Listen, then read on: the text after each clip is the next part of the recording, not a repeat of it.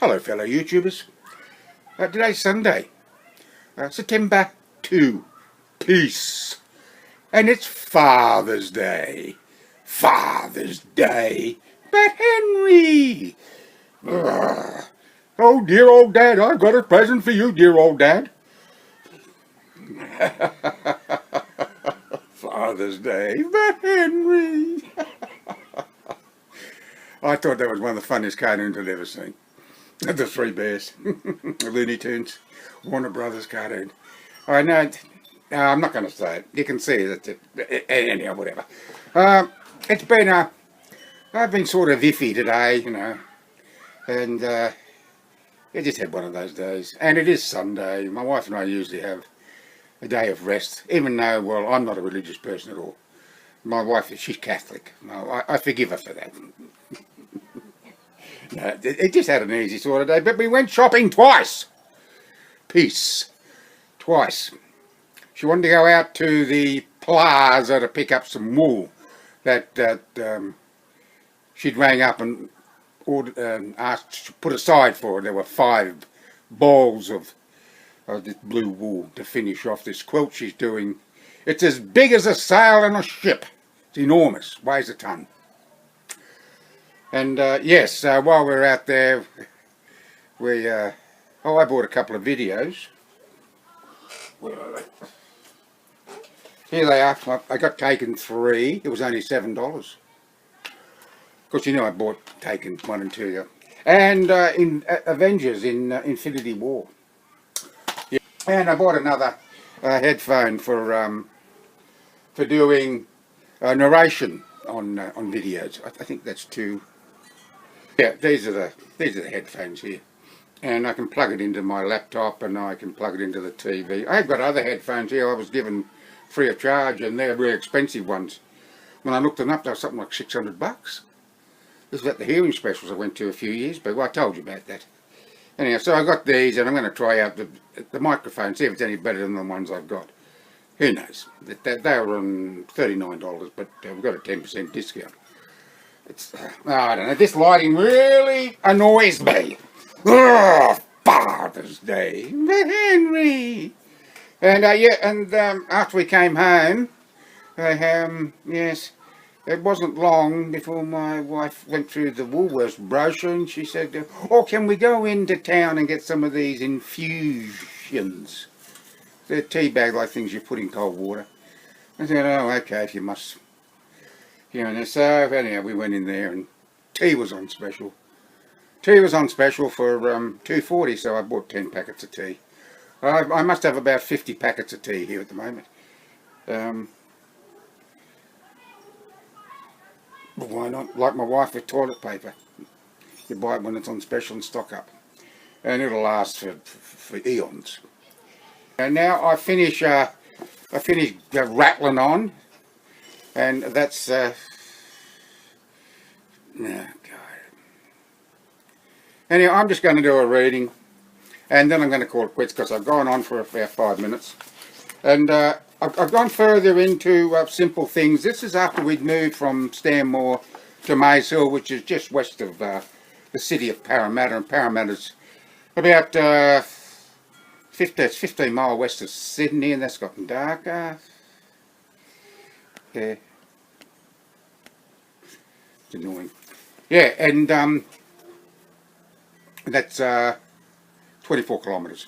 Yeah, so we were about 26 kilometres as the crow flies west of Sydney at Maze Hill. That's when my mother and father, they bought their one and only house. And I hadn't ridden a push bike at that time. And when I went to the primary Maze Hill Primary School, I made friends with David, and he had a bike. Now, not many kids did have bikes at that time, but he had a bike, and it had, well, I'll tell you what it all had anyhow. Because I was always, the billy cart, that's all my brother and I rode. And I found slooshing down the hill on the billy cart, the big hill we had there, was fantastic. Riding David's push bike came a close second. And the bike had the added advantage of being able to be ridden up a hill. Because when you came down on the billy, you know, you'd have to walk back up. Of course. That's really annoying me. Anyway, I'll hold it up here.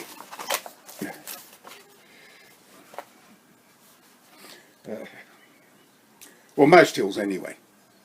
Before flying like the wind down the other side. Exhilarating. It was a 24-inch 10-speed speedwell bike with a slender tubular frame, front and rear forks. Well, of course they're front and rear forks. And mudguards painted olive green and complemented with dark green and white pinstriping. The narrow spoke wheels were chrome-plated steel, as well as the horizontal handlebar, the bell, the pedals, the front and main sprocket, the chain guard, the rear-mounted carrier, both levers that operate the front and rear brakes, and the gear change lever. There was a narrow black leather seat which seemed to be custom made for David's meagre backside, but which I found a tad uncomfortable. 2 black rubber hand grips, a black leather bag containing tools and a puncture repair kit dangling from the rear of the seat, and a plastic pump mounted vertically on the frame below the seat. All in all, it was an impressive looking bike, right down to the white wall tyres. Dave was the only kid I personally knew at that particular time who had a bike, and was one of only a handful of all the kids at the school who rode to and from school each day. He lived at the end of a quiet, except when his mother erupted, I'll tell you about her in another reading, cul-de-sac, Lynette Crescent, located about a mile west of the school by his morning road route, 2/3 of a mile by his afternoon route. But it was only a half-mile ride or walk from my place to his. Can you dig it? I know that sounds somewhat illogical, but there was very sound reason behind his decision to do so. It all had to do with the topography of the area. Topography. Lynette Crescent ended abruptly at a T-intersection at Coleman Street. 100 yards to his left was the Great Western Highway. To his right, Coleman Street continued on for another 800 yards, the first 300 of which was an immediate steep climb. But once that was behind him, the remainder of the trip was easy going, for he was now on top of a plateau. Making his way to the end of Coleman Street, he would then turn left into Hilltop Road. Along the 200-yard stretch of Hilltop Road, he would pass Richardson Street. And that was home to a friend of my brother's, Hadley Baldwin. That's a fictitious name. On his right, through the small shopping centre, where he came to the crossroad of Burnett Street. Left into and within a minute of riding along Burnett Street, he came to what, without a shadow of a doubt, was the highlight of his day. And the reason he didn't ride home that way.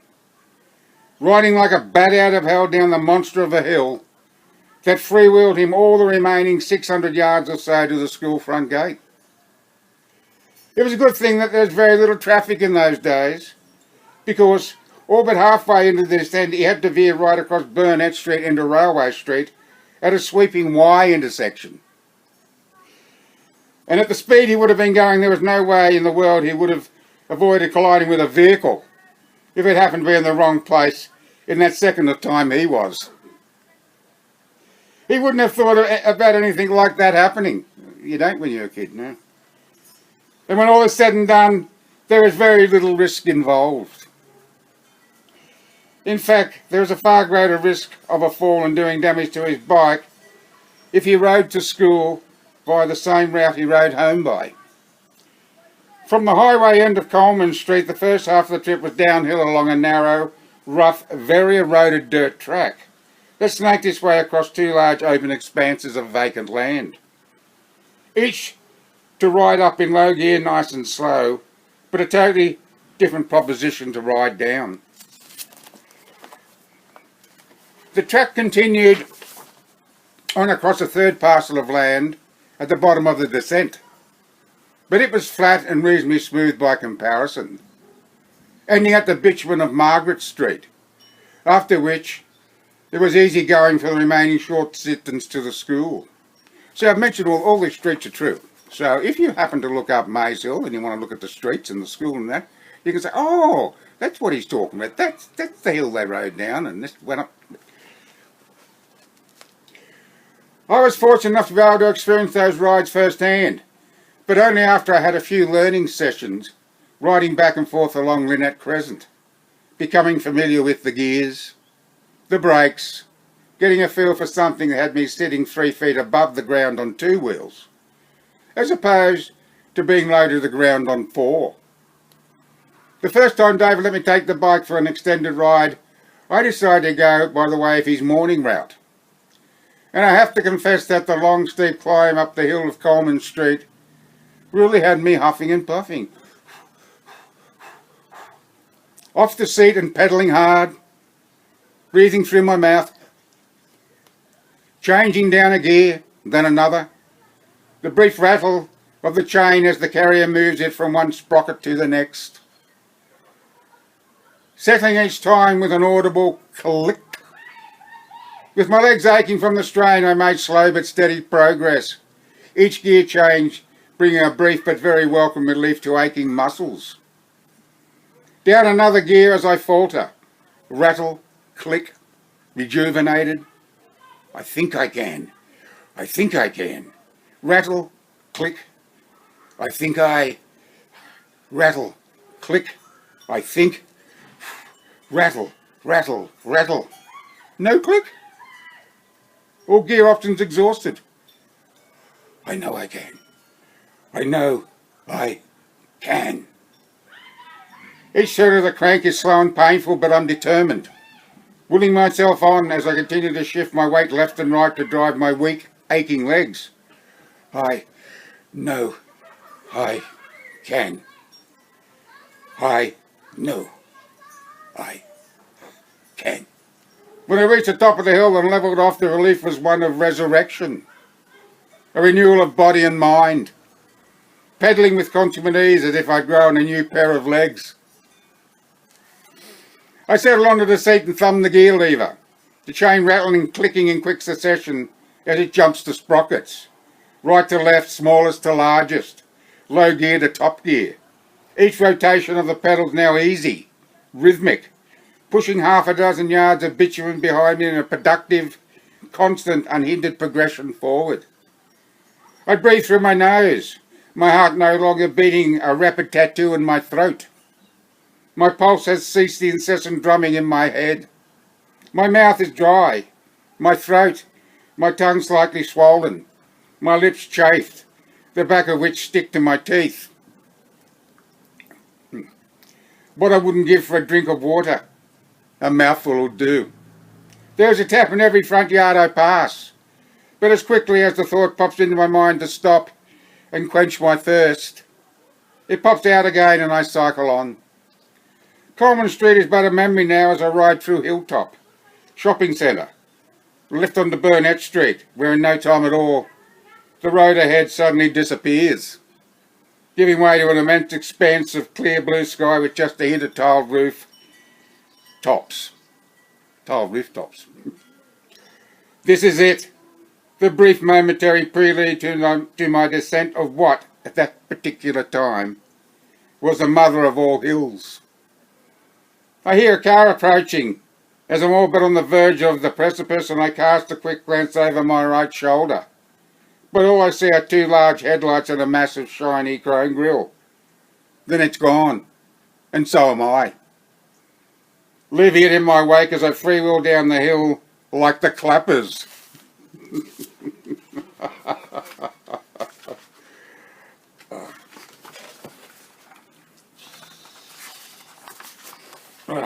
Got it. White-knuckled, hanging on like grim death, my chin only inches above the central pivot of the handlebars, arms jutting out and horizontal like chicken wings, lying low, streamline. The wind flattens the hair on my head, arms and legs, buffets my face like dozens of tiny innocuous pinpricks, waters my eyes. I blink several times in quick succession and the tears run along my lower lids, pooling at the corner of each eye for a second or two before being whisked upwards and across my temples, dispersing into a multitude of cool damp streaks before evaporating. Everything in my peripheral vision passes so quickly now, it is nothing more than a wavering, ghost-like, elongated blur. Just as the surface of the road changes from the mosaic, dimpled, blue stone covered with tar to that of smooth bitumen, the transition in an instant replacing the slight vibrations and crunching of the tyres to only that of a constant whispering hiss of rubber on blacktop. The descent is steeper now and my speed increases accordingly, fighting the air like a missile in flight. Make way! Make way! George Webster is coming, and he's flying. But there are no impediments, no obstructions, no boundaries, and the feeling, the exhilaration, the sheer unadulterated freedom of moving so fast and knowing I don't have to end it all with an abrupt stop is like nothing I've ever experienced before. At the Y intersection rapidly approaches, I hug the left edge of the road. But as I shoot past the tangent point of the curve, it is as if my subtle movements to veer left enhance my speed. The effect like being flung toward, then around the sweeping bend. The thrill of the added impetus covers my body with goosebumps, and I shiver. Ooh, ooh, ooh. The road straightens as I flash past the substation on the corner to my right. The sun directly ahead hits my face, blinding, and I flinch. I squint and my eyelids fibrillate as I view through narrow slits. The tears well in my eyes, saturate my lashes, the veil of moisture turning all before me into spectral aberrations. The image is surreal and dreamlike. As I fly down the last 150 yards of the descent, the road ahead, although solid under tyres, seemingly shimmers and flows, an illusion, unreal and a little unnerving.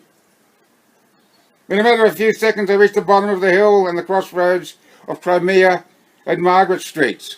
Level off, ease myself upright, and for the first time since the start of my descent, I'm game enough to control the bike with one hand as I wipe my eyes with the other. The rush is over now, but my residual speed carries me on. Freewheeling past the Sutton's house, our house, I ring the bell. Ding, ding, ding, ding. Hard left into Reed Street, where directly opposite the telephone box, some 20 yards from the corner, my momentum flags and I commence pedalling. What a ride. Simple things. As I cycle nice and easy along Reed Street, I think about and understand that David is prepared to subject himself to the arduous task of riding up Coleman Street Hill. But then maybe it isn't hard work for him, after all. He is a live wire with energy to burn, and that was true. Whereas I went somewhat lethargic by comparison. That is true too, or was. At the western end of Reed Street, I turn left onto and right 100 yards along Chester Street, where, to my right, directly opposite Margaret Street, I make my way along a flat dirt track that ends at the bitumen of Davison Street. Across Davison Street, I rattle and click the chain all the way down to low gear. Raise myself off of the seat and slowly, carefully and without incident, crank my way up the rough dirt track that meanders across 2 broad acres of open ground.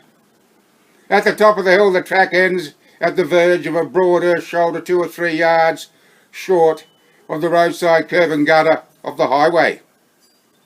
In less than 2 minutes, I have made my way past the plant nursery on my left, coasted 100 yards down the footpath alongside Coleman Street, jumped the curb, crossed the road and came to a stop in Lynette Crescent.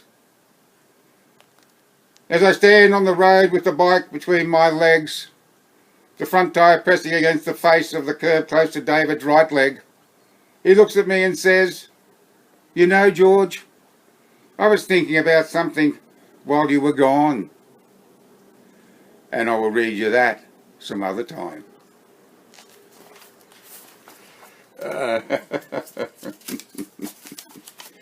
Yes. Well, that's it. I've filled in 20 minutes, but I think that was a good read. I really, you never forget that. You never forget your first bike ride. especially on a bike like that. Well, I want to thank you for watching. I've nuked a mug of tea and I'm going to have that, and I've got a biscuit or two. So until next time, bye for now. Final draft.